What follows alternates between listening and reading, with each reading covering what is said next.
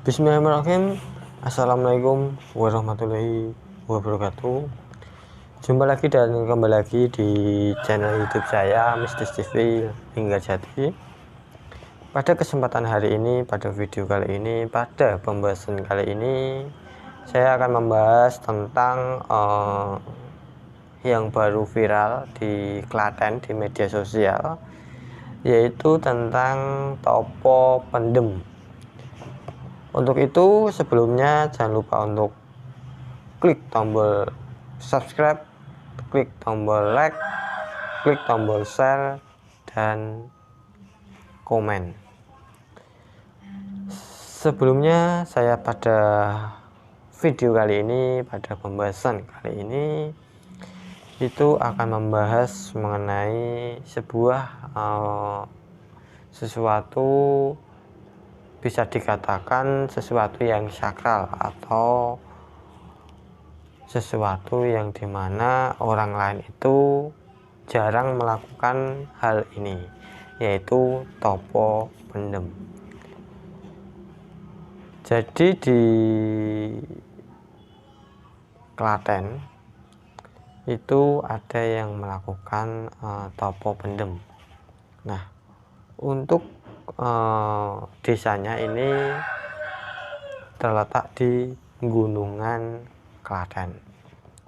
Nah, ada seseorang warga yang sempat melakukan topo pendem ini, tetapi tidak berjalan dengan baik karena dibubarkan oleh aparat.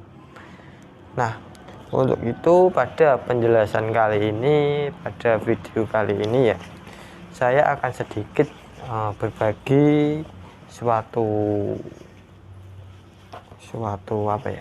pelajaran di mana orang yang melakukan topo pendem ini itu memiliki suatu hajat atau memiliki suatu keinginan. Agar apa? Dipercaya ketika melakukan topo pendem ini bisa menjadikan keinginan tersebut itu akan terkabul. Nah, topo pendem ini dikatakan sebagai warisan dari Sunan Kalijogo atau Sunan Kalijaga. Nah, konon Sunan Kalijaga mewariskan suatu ritual topo pendem ini ya, karena dipercaya juga itu bisa mendatangkan keberkahan bagi pelaku topo pendem ini. Nah, topo pendem merupakan sesuatu hal yang dimana sangat berat untuk dilakukannya. Dikarenakan apa? Ada tata caranya yang ini harus dilakukan dan itu tidak boleh dilakukan. Nah, topo pendem ini ketika seseorang ingin melakukan topo pendem itu hari-hari sebelumnya selama 30 hari, 7 hari itu dilarang memakan makanan yang berupa dari nyawa. Nah, dari nyawa ini tidak boleh memakan daging, itu dipastikan. Jadi di hari-hari sebelumnya itu melakukan puasa dan tidak boleh melakukan atau memakan hewan atau yang bernyawa.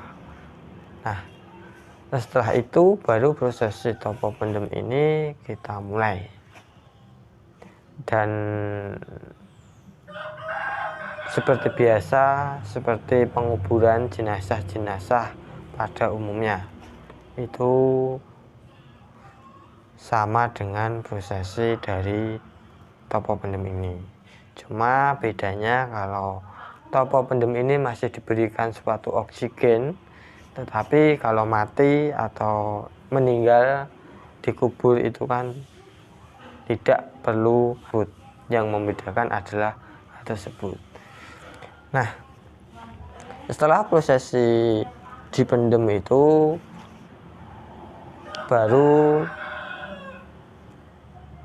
dibacakannya suatu mantra dari sang pelaku topo pendem ini.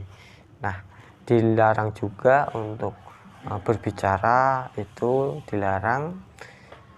Kemudian dilarang juga untuk buang air kecil, buang air besar, dan dilarang juga untuk tidur.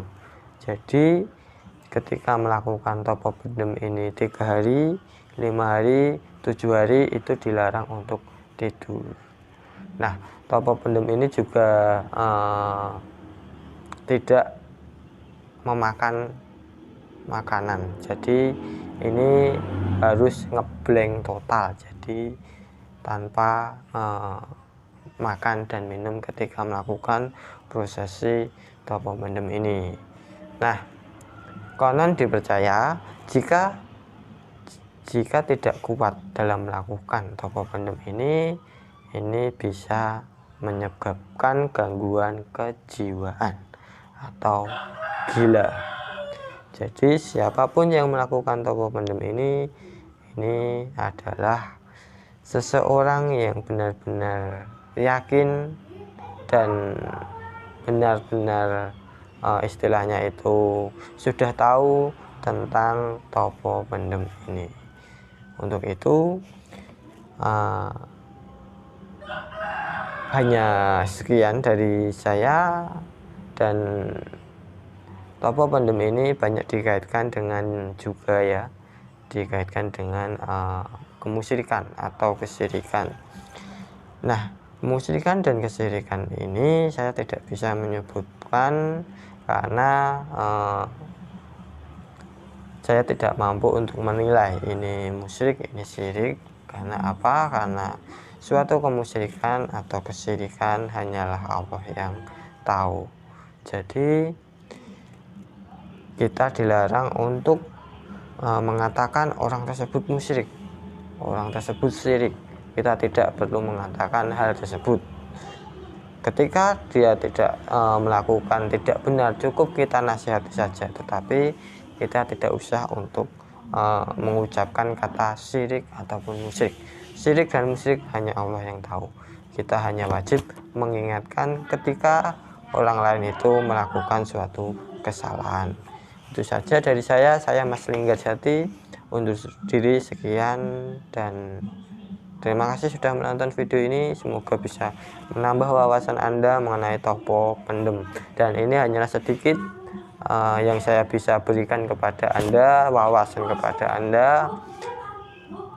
Cukup sekian, terima kasih. Wassalamualaikum warahmatullahi wabarakatuh.